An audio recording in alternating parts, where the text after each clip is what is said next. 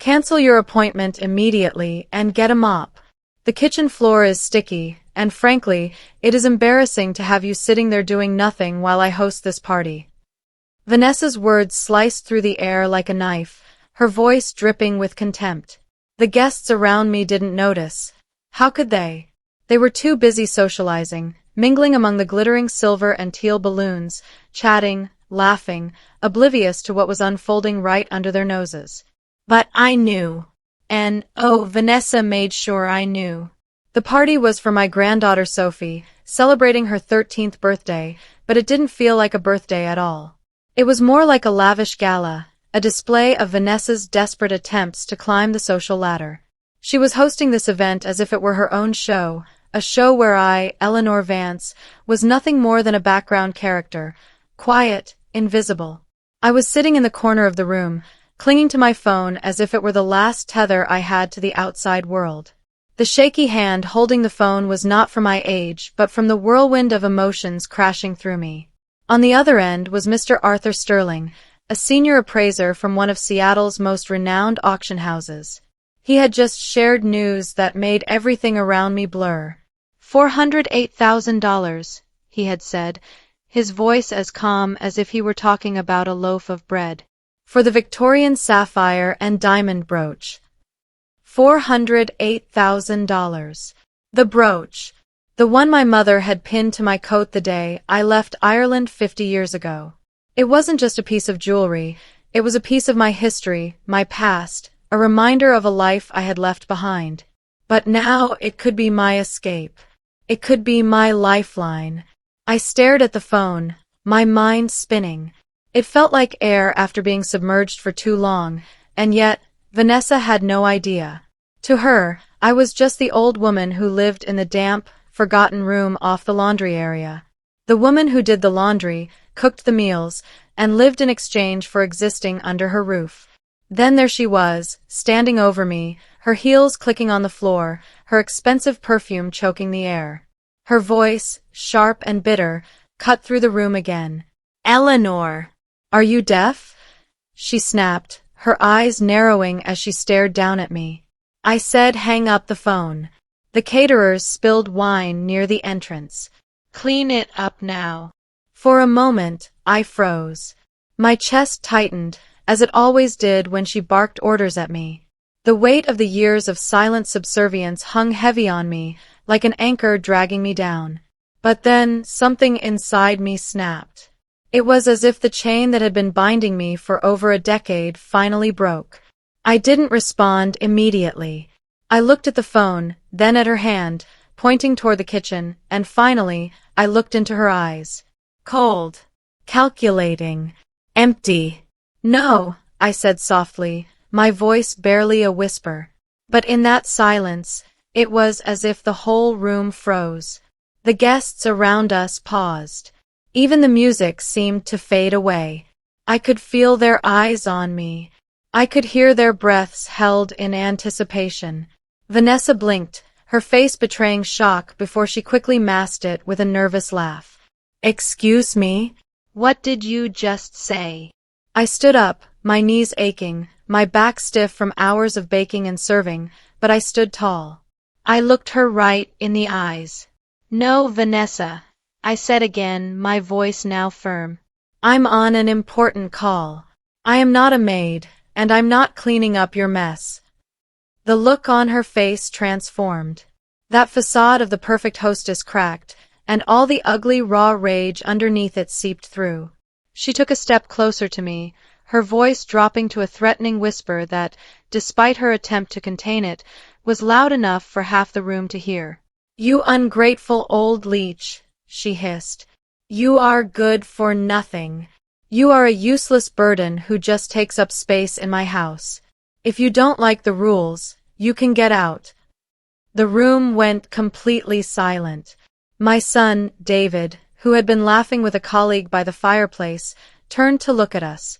His face froze, the smile fading from his lips as he gripped his drink tighter.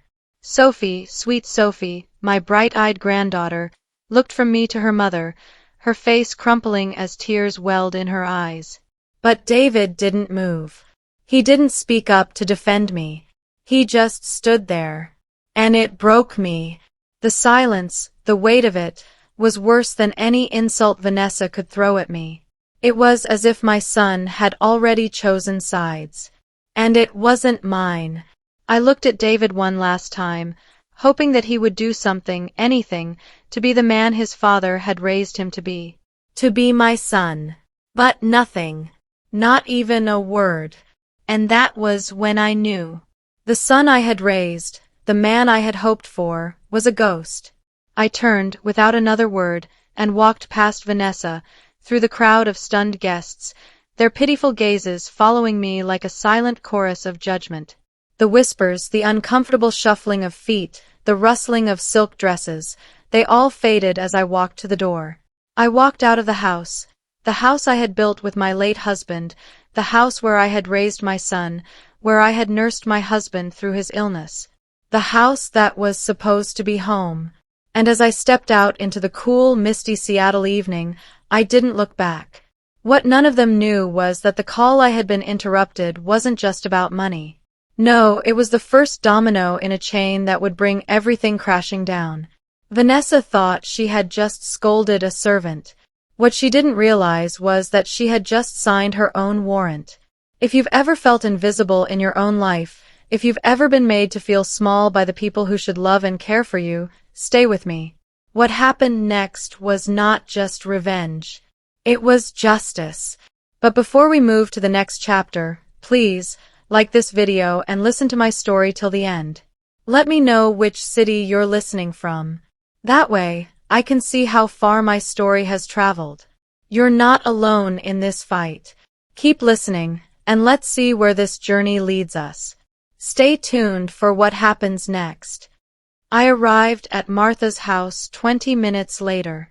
The walk had been fueled by adrenaline, but as I stood on her porch, a wave of exhaustion hit me like a freight train.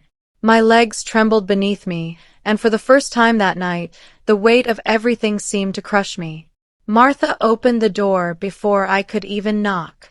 Her eyes, sharp with concern, immediately took in my disheveled state. Without a word, she pulled me inside, guiding me straight to the kitchen. She didn't ask what had happened. She didn't need to. She knew. "Sit down, Eleanor," she said, her voice steady and warm. "Let me make you some tea." I sank into the familiar oak chair at her kitchen table, feeling as though the world was closing in around me. The kettle whistled, filling the silence with a comforting sound. It was then, with the hot tea in my hands, that I allowed myself to break. The tears, the ones I had been holding back for far too long, finally came pouring out. Martha didn't try to stop me. She didn't need to. She simply sat beside me, letting me cry it out. I wept for everything I had lost, for the life that had been taken from me, for the years spent silenced and invisible. But most of all, I cried for the woman I used to be, the woman I had buried beneath the weight of their demands, their expectations. When the tears finally slowed, Martha placed a hand on mine, her grip firm and reassuring. "You can't go back there, Eleanor. Not as the victim. You deserve more than that." I wiped my eyes, sniffling as I looked up at her.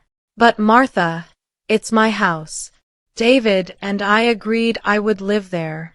They're family." She shook her head, a determined look in her eyes. "David doesn't get to make those decisions for you. Not anymore. This isn't about family. This is about your life." I sighed, feeling the heaviness of the past 12 years hanging over me. It all started 12 years ago, on a Tuesday morning that, at the time, seemed like any other. Thomas, my husband of 45 years, was in the garden, tending to his beloved hydrangeas. I was inside making tea when I heard it, a thud, heavy and final. By the time I reached him, he was gone, a victim of a massive cardiac arrest. He died in the garden, surrounded by the flowers he loved, and just like that, everything changed. I was alone. The first few months after his death were a blur. I couldn't even bring myself to look at the house, let alone go through his things. David came by every weekend, bringing Vanessa and Sophie with him. At first, Vanessa was kind. She brought casseroles, asked about my health, even seemed concerned about my loneliness. But then, one rainy afternoon, David took my hand across the kitchen table, his face set with that familiar determination. "Mom, this house is too big for you alone. You're rattling around in here with the ghosts. Why don't we move in? We can sell our condo, save money, and you won't be lonely. We can take care of you." It sounded like salvation. It sounded like family. I thought I was gaining a daughter, I confessed to Martha, my voice trembling with the memory. I thought I was gaining a second chance at joy. Martha squeezed my hand, her expression turning serious. "You were naive, Eleanor. You gave them your trust, and they took it, piece by piece." I nodded slowly, the memories flooding back. It started small, the subtle shifts in power. At first, it was just comments, suggestions. "Eleanor, you don't really need the master bedroom. It has the ensuite bathroom, and David needs to get ready for work early. It just makes sense for us to have it." I agreed. It made sense. But then it grew. "Eleanor, your spices are taking up too much cabinet space." "Eleanor, I prefer to organize the pantry this way." "Eleanor, your cooking is a bit heavy for us. Why don't I plan the menus?" Piece by piece, my independence was chipped away until I was no more than a servant in my own home. The turning point came when they asked me to cover the property taxes. "Mom, the roof needs repair," Vanessa said one day. "Could you sign this check? We're a little tight on cash." I signed it without question, just as I had signed the others before it. My savings dwindled, my dignity shrinking with each passing day. But the real blow came 4 years ago when Vanessa decided the guest room, my room, needed to be turned into a home office. "Eleanor, the room off the laundry area is fine. It's quiet, and you won't be disturbed by Sophie's music." I agreed. What choice did I have? The guest room was a luxury now, a reminder of a time when I was the matriarch of the house, the one who made decisions. But by then, I had already lost my voice. I had lost my place, and I became invisible. I did the laundry, ironed David's shirts. I dusted Vanessa's collection of porcelain figurines.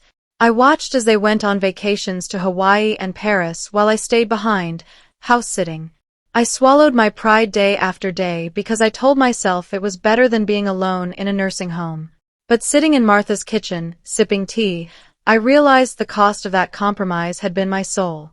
I told Martha everything, the scream, the brooch, the call that had been interrupted, and the look on David's face.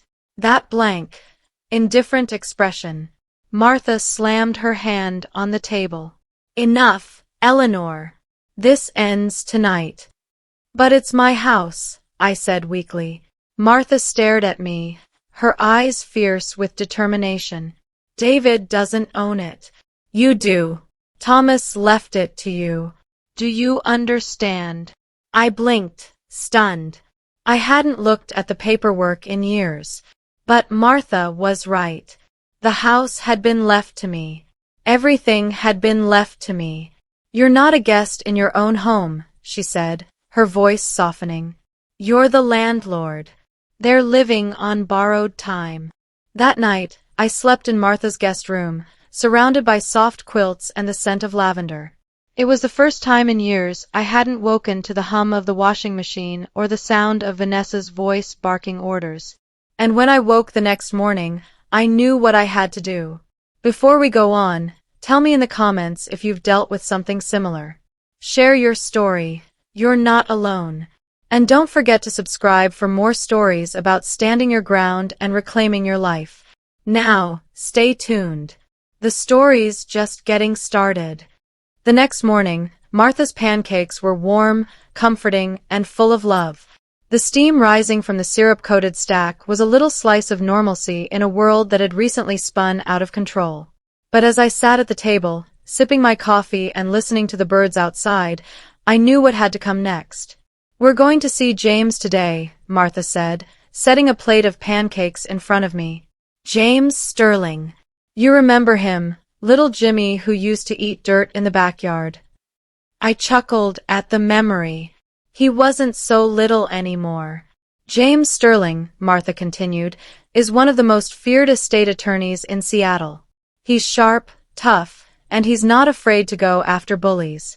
Trust me, Eleanor. He's the one who's going to help you take back what's yours."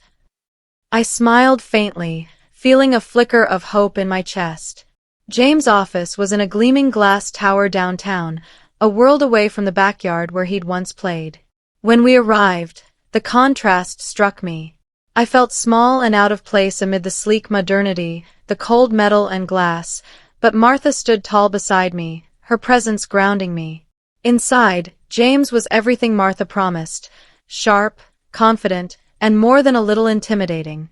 He was in his 40s, his eyes intelligent and calculating. He didn't waste any time with pleasantries, immediately asking me to sit across from him at his desk.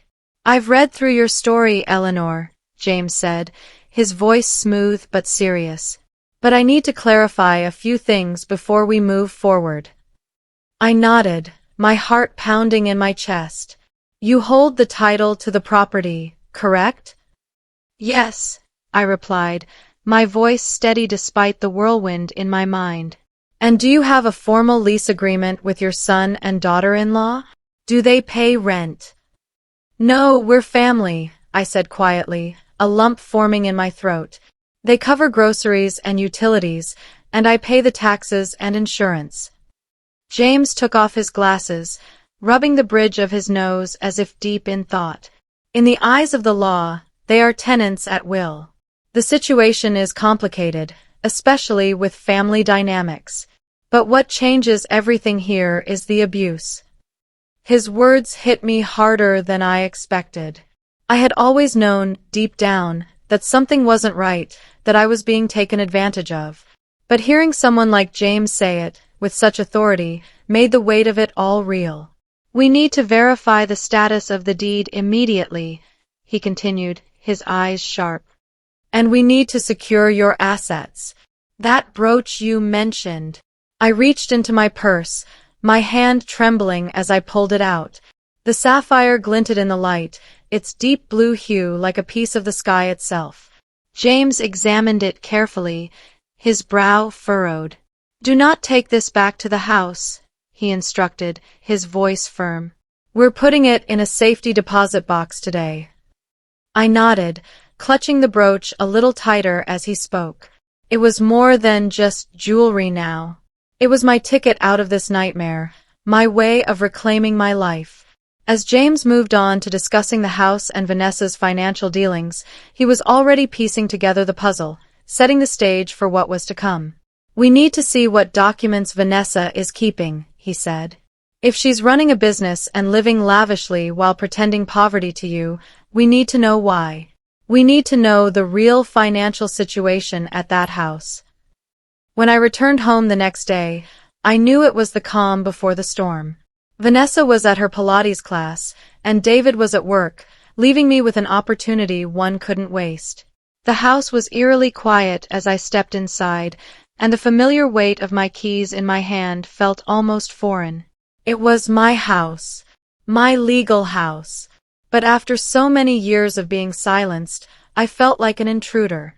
I made my way to the home office, the room that had once been mine. It was locked, of course, but I knew where the spare key was hidden. Vanessa was meticulous, and it took only a few minutes to find the key tucked away in a vase by the hallway. I unlocked the door and stepped inside. The room was unrecognizable. My old floral wallpaper had been replaced with sleek gray paint, and a massive mahogany desk took up most of the space. I felt a wave of violation, but I pushed it aside. I wasn't here to reminisce. I was here to fight back. I moved to the filing cabinet, rifling through the drawers. They were organized with a precision that made my stomach turn. Client files, vendor contracts, tax documents, nothing that concerned me. But then I found it. In the bottom drawer, hidden behind glossy fashion magazines, was a red accordion folder, unmarked.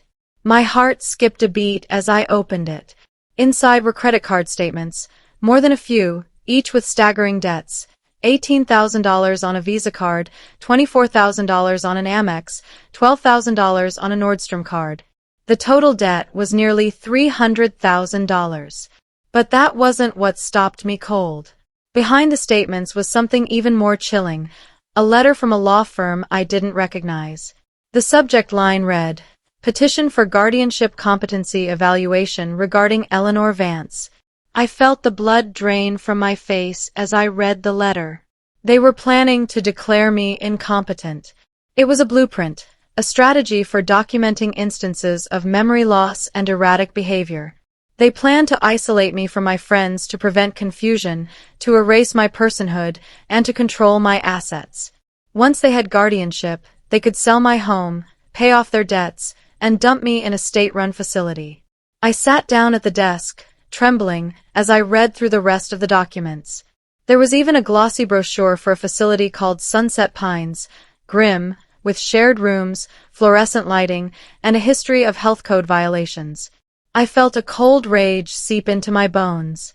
How could my own family be capable of such cruelty? I took photos of everything, the credit card statements, the letter, the brochure, and the draft real estate listing for my house. Then, I carefully returned everything to its place, locked the door, and replaced the key. When Vanessa came home an hour later, I was in the kitchen, peeling potatoes like nothing had changed. I kept my head down, avoiding her gaze. "You're back," she said dismissively, tossing her yoga mat onto the table. "I assume you're over your little tantrum?" I looked up at her, meeting her eyes for the first time that day. "Yes, Vanessa," I said calmly. "I just needed some air." "Well, don't let it happen again," she snapped. "We have a dinner party on Friday. Important clients. I need the house spotless. And Eleanor, try to stay in your room this time. We don't want any incidents." I nodded, my voice smooth. "Of course, Vanessa. I'll be invisible." But inside I knew. They thought they had me. They thought I was broken. But I wasn't. And I would prove it. If you're still with me, let me know in the comments what you think of this journey so far. And don't forget to subscribe to hear what happens next. The fight is only beginning. Stay tuned. The week leading up to the dinner party felt like a strange game of chess. I had to play my part, pretending to be the confused, frail old woman they expected me to be. I misplaced my glasses, asked the same questions twice, and even forgot where I put my keys. I watched as Vanessa exchanged anxious glances with David, her notebook always within reach, no doubt taking notes on my so-called deteriorating mental state. She thought she had me fooled. But I was playing a much bigger game now. I knew what she was up to. I knew what they were planning, and I had the proof. Friday evening arrived, and the house was buzzing with activity.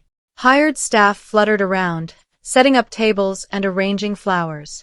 Vanessa was in her element, gliding from one task to the next in her $3,000 black silk dress, the kind of dress that made her look like someone she desperately wanted to be, the socialite, the important woman. Her every move screamed success, though it was built on a house of cards, one that was about to come crashing down. David, on the other hand, looked like a man on the edge. He paced the hallway, his eyes darting nervously between the guests arriving and the drinks he kept topping off. He looked more anxious than usual, and I wondered, for a brief moment, if he knew what was coming. I stayed in my room, as instructed, the sound of laughter and clinking glasses drifting up the stairs. But at 8 o'clock, like a clock striking midnight, I made my move. I stood in front of the mirror, adjusting my Sunday suit. It was a simple one, nothing like the designer outfits Vanessa paraded around in, but it was mine. My hair was neatly done, my makeup subtle but sharp. I didn't want to look frail. I didn't want to look invisible. I wanted them to see me. When I walked into the living room, the conversation halted. All eyes turned to me. The guests looked at me, unsure of what to make of my presence. For a moment, the air was thick with tension. Vanessa's smile was tight, forced. "Eleanor," she said, stepping forward, her voice far too high-pitched. "I thought you were resting." I smiled back, my voice clear and steady. "I'm not confused, Vanessa. In fact, I've never been clearer." I walked to the center of the room, my heels clicking on the floor with purpose. The guests watched in stunned silence. David stepped forward, his expression shifting to one of panic. "Mom, please go back to your room," he pleaded, his voice low, desperate. "No, David," I said, my voice carrying across the room. "We need to talk. Right here. In front of your investors." Vanessa's laugh was sharp and panicked. "Oh, don't mind her. She has dementia. She doesn't know what she's saying." I reached into my bag, pulling out the manila envelope I had carefully packed earlier. I walked over to the man Vanessa had been fawning over, Mr. Henderson, her biggest potential investor. "Isn't it, Mr. Henderson?" I asked politely, handing him the first photo from the folder. "Before you invest in my daughter-in-law's business, you might want to know that she intends to fund it by declaring her mother-in-law insane, selling a house she doesn't own, and dumping me in a state facility with a 1-star rating." The room fell completely silent. Vanessa's face drained of color as she lunged for the papers, her eyes wide with panic. "You're lying," she shouted, her voice rising. "She's crazy. She's making all this up." But as she reached for the papers, the doorbell rang, loud, authoritative, and uninvited. The sound broke the tension like a whip crack. Martha opened the door, and in walked James Sterling, followed by 2 uniformed police officers and a social worker from Adult Protective Services. The sight of them in my living room, in the heart of Vanessa's perfect little party, was the moment I realized that everything had shifted. "Vanessa Vance?" James asked, his voice calm, controlled. Vanessa's voice cracked. "Yes. I'm here to represent Eleanor Vance," James said, his voice unwavering. "We have an emergency protective order removing you from this premises effective immediately, pending an investigation into elder financial abuse and conspiracy to commit fraud." The room erupted into chaos. The guests who had once been so eager to impress Vanessa now started to murmur, backing away, unsure of what was happening. One by one, they began to exit, their whispers thick with disbelief. Vanessa's face twisted with rage. "You can't do this. This is my house," she screamed, but James stood firm. "It's not," he said, raising his voice to cut through the noise. "And we have the deed to prove it. Furthermore, we have evidence of credit card fraud using Mrs. Vance's identity." The police officers stepped forward, their presence unyielding. "Ma'am, you need to leave the premises," one of them said firmly. "You can grab your essential items, but you cannot stay here tonight." Vanessa turned to David, her face pleading with him. "Do something. Tell them this isn't happening." David, standing frozen, looked at the officers, then at the investors retreating from the house, then finally at me. His face looked small, defeated, like a man who had lost the will to fight. "Mom," he whispered. I didn't know it was that bad." I looked at my son, the boy I had raised, the man who had stood by and done nothing for 12 long years. The pain in my chest was unbearable, but I stood firm. "I asked you for help, David," I said, my voice shaking, though my resolve was solid. "I asked you for 12 years, and you did nothing. You let her treat me like this." David looked down, his face a mask of shame, the weight of his choices sinking in. But the silence between us spoke louder than any words could. "I waited for you to be the man your father raised you to be," I continued, my voice breaking. "But I see now that man is gone. And it's too late." I turned to the officers. "I want them both out tonight." The eviction took 2 hours. I sat in the living room, watching as Vanessa and David packed their bags under the supervision of the officers. I didn't speak to David. I couldn't. My heart was too heavy with the realization that he had chosen her lies, her ambition, over me, his own mother. Sophie, sweet Sophie, stood in the hallway, her eyes filled with tears. My heart broke for her, for the girl who had been caught in the middle of this storm. I walked over to her, kneeling down to her level. "Sophie, honey," I said softly, my voice tender despite the storm inside me. "You don't need to understand everything right now. But I want you to know that what happened here, what they did to me, it was wrong." "Why, Grandma?" she sobbed. "Why did they do this?" "Because sometimes people forget what matters most," I whispered, brushing a tear from her cheek. "But bullying is wrong, sweetheart. Even when it's family. Especially when it's family." I pulled her into a hug, and for a brief moment, the weight of everything lifted. I promised her she could visit me, that we'd be okay, that she would always be welcome in my home. When the door finally closed behind them, leaving the house in silence, I didn't feel triumphant. I didn't feel like a victor. I felt hollow. But I was free. Before we continue, if you've ever been in a similar situation or felt betrayed by the ones you loved, share your story with me in the comments. You're not alone in this. And don't forget to subscribe for more stories of reclaiming your life and standing your ground. Stay tuned for the rest of the story. The real battle is only just beginning. The days following the eviction were a blur of paperwork, phone calls, and legal jargon. I felt like I was floating, as if the weight of the last 12 years had been lifted off my shoulders, but the reality of everything still hadn't fully sunk in. My world had shifted, and I was still trying to find my footing. Martha was by my side through it all, her strength unwavering as she helped me navigate the flood of documents James had sent over. It wasn't easy. Reclaiming what was mine felt like fighting through thick mud. Every step forward was hard one, but every step I took was a step toward freedom. But even as I worked through the legal battles, there was something else, something deeper that I had to face. It wasn't just about getting the house back or reclaiming my financial independence. It was about finding my voice again. It was about remembering who I was before all of this.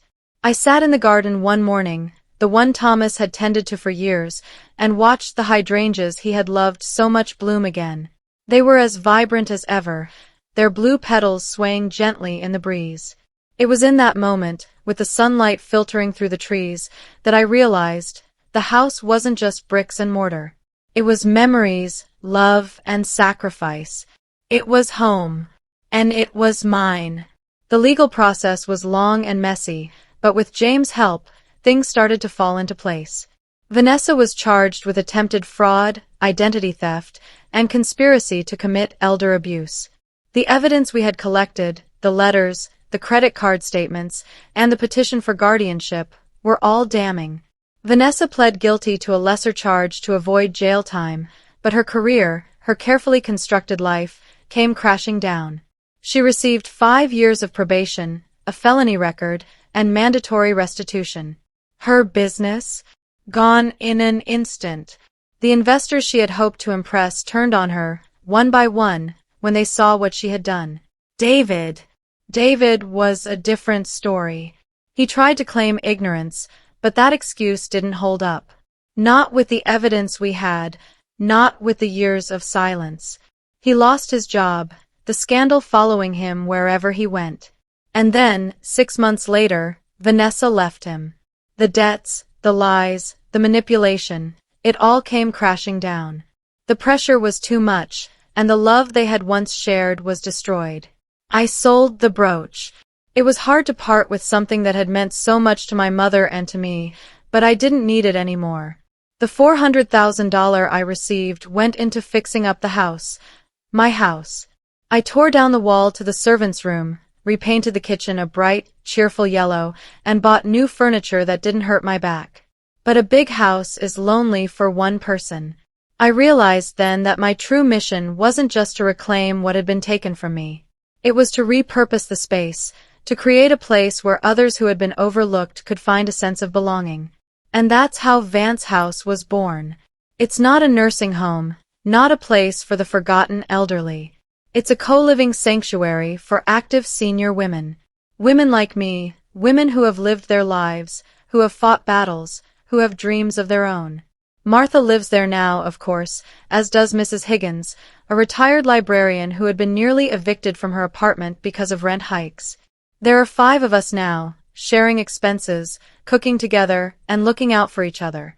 We have a garden where Thomas's hydrangeas bloom better than ever, a garden that has become a symbol of new beginnings. David comes to visit sometimes.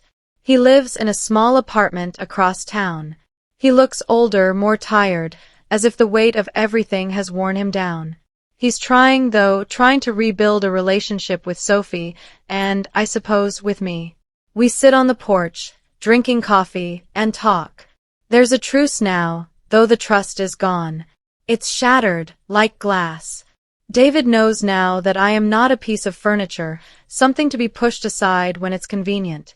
He knows that I have teeth, that I will fight for what's mine. But he also knows that I'm not the woman I once was. The woman who kept silent, who allowed herself to be used. Vanessa tried to reach out once. She called, asking for money, as though nothing had changed. I blocked the number. I have no room in my life for poison, no matter who it comes from. And so, here I am, 3 years later. The Vance House is thriving, a place where women can come together, share their stories, and reclaim their lives. It's not perfect, but it's ours. And for the first time in a long time, I feel like I'm exactly where I'm supposed to be. I want to leave you with one thing that I wish I had known all those years ago when I first started to lose myself. Dignity is not something you ask for. It's something you take. The world will try to tell you that as you get older, you become less valuable, less worthy. They'll try to make you feel small, like you're nothing but a shadow of the person you used to be. But don't let them. You teach people how to treat you. For 12 years, I taught them I was a doormat. It took losing everything to realize I was actually the foundation. And if you crack the foundation, the whole house comes down. So, if you're sitting in a room right now, feeling small, feeling used, waiting for permission to live your life, stop waiting. Stand up. Speak up. Because the view from your feet is a whole lot better than the view from your knees. I am Eleanor Vance. I am 75 years old. I run a business. I have friends who love me. I have a garden full of flowers. And for the first time in a long time, I am exactly where I'm supposed to be. Home. If you've ever found yourself fighting for your dignity or reclaiming your life, share your story with me in the comments. You're not alone. And if you want more stories of standing your ground and taking your life back, don't forget to subscribe. Thank you for listening. You can do this. You deserve this. You are not invisible. The house feels different now. Lighter, filled with life, laughter, and hope. Every corner I pass, every flower in the garden, reminds me of how far I've come. The long, winding road that once felt like an endless stretch of pain and silence now feels like a journey that led me exactly where I needed to be. Martha is here, Mrs. Higgins is here, and the others who have come to Vance House. They're not just tenants, they're family. We share stories over dinner, we comfort each other in moments of weakness, and we celebrate each other's strength. We're a little family of our own now, a safe haven where we look out for one another, where no one is ever invisible again. Sometimes, when I sit on the porch, watching the hydrangeas sway in the breeze, I think of David and Sophie. David visits from time to time, still trying to make amends. He looks older, tired, but there's something softer in his eyes now. He's trying, but I know the trust we once had will never be the same. That, too, is part of the healing. Sophie is different now. She's no longer the little girl who hid her tears in silence. She's strong, she's wise, and she's starting to find her voice, too. I see the woman she's becoming, and I know she'll never make the same mistakes I did. Vanessa. She's out of my life, and that's where she'll stay. The woman who thought she could tear me down, break me, and take everything from me, she underestimated me. She didn't realize that I had something stronger than her manipulation, her cruelty, her ambition. I had the power to walk away, to stand up, and to reclaim what was mine. What is mine? And so, here I am. The Vance house isn't just a building. It's a symbol, a reminder that no matter how hard life tries to break us, no matter how long we've been silent, we can always rise. We can always rebuild. Dignity, I've learned, isn't something you beg for. It's something you take back with every step you make.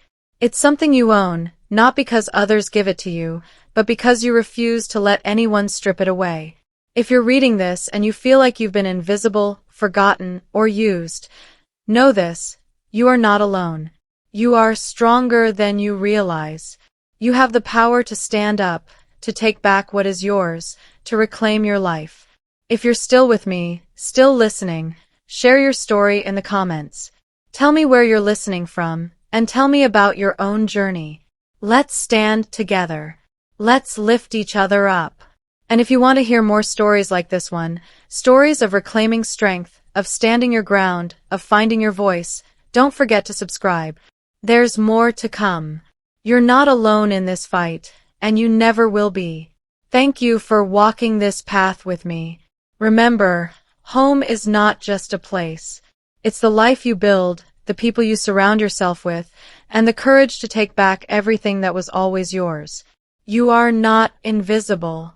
You never were. And now, for the first time in my life, I know I am exactly where I'm supposed to be. Home.